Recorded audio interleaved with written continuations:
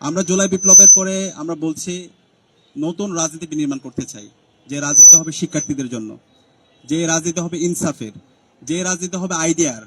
ছাত্র রাজনীতি হবে মার্কেট প্লেস অফ আইডিয়া। আমরা আমাদের আইডিয়াগুলো নিয়ে শিক্ষার্থীদের কাছে যাব, আমরা আমাদের ক্রিয়েটিভিটি নিয়ে শিক্ষার্থীদের কাছে যাব। শিক্ষার্থীদের যার আইডিয়া ভালো লাগবে সেটা গ্রহণ করবে, যার আইডিয়া তার ভালো লাগবে না সেটা সমালোচনা করবে। কিন্তু এখানে কেউ হকিস্টিক অথবা স্ট্যাম্প নিয়ে যাবে না। কোনো ধরনের এখানে মাসল পাওয়ার পলিটিক্স চলবে না। চাঁদাবাজি, টেন্ডারবাজি, ফাউকা রাজনীতি চলবে না, যেটার বিরুদ্ধে আমাদের গত 16 বছর অথবা এর আগের লড়াই সংগ্রাম ছিল। তো আজকে জুলাই বিপ্লবের পর আমরা দেখতে পাচ্ছি বাংলাদেশের ফেসিবাদ বিরোধী সকল ছাত্র সংগঠনগুলো তারা আইডিয়ার প্রতিযোগিতা করছে। তারা নতুন নতুন তাদের চিন্তাগুলো শিক্ষার্থীদের কাছে নিয়ে যাচ্ছে। শিক্ষার্থীদের কাছে গিয়ে তারা তাদের পলিসিগুলো তারা বলছে, শিক্ষার্থীরা সমালোচনা করছে অথবা প্রশংসা করছে, এবং এটাকে আমরা সবাই সাদর গ্রহণ করছি।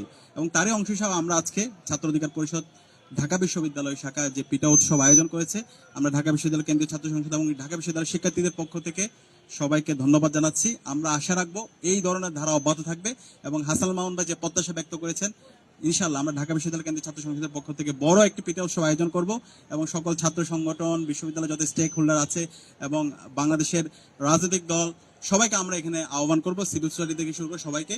এবং সেখানে আমরা একটা পুরো গ্রামীণ পরিবেশ আমরা নিয়ে যাওয়ার চেষ্টা করবো, আশা করি ইনশাআল্লাহ। এবং একই সাথে আমরা কথা দিতে চাই, শিক্ষার্থীদের কাছে আমরা যে কমিটমেন্টগুলো দিয়েছিলাম সেই কমিটমেন্টগুলো আমরা সবাইকে সাথে নিয়ে আমরা বাস্তবায়ন করব। এখানে ডাকসু নির্বাচন হয়েছে, জুলাই বিপ্লবের অন্যতম সফলতা হচ্ছে ডাকসু নির্বাচন হওয়া, এবং এর আগে 2019 সালে ডাকসু নির্বাচন হয়েছে।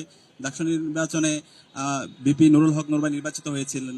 তো ভাইদের যে লড়াই, সেই লড়াই এবং তাদের অসমাপ্ত কাজগুলো আঞ্জাম দেওয়া, সমাপ্ত করা হচ্ছে আমাদের কাজ। জুলাই বিপ্লবে যে 2000 আমাদের ভাই বোন শহীদ হয়েছে, তাদের যে প্রত্যাশা, তাদের যে আকাঙ্ক্ষা, সে আকাঙ্ক্ষার বাংলাদেশ বিনির্মাণ করাই হচ্ছে আমাদের উদ্দেশ্য।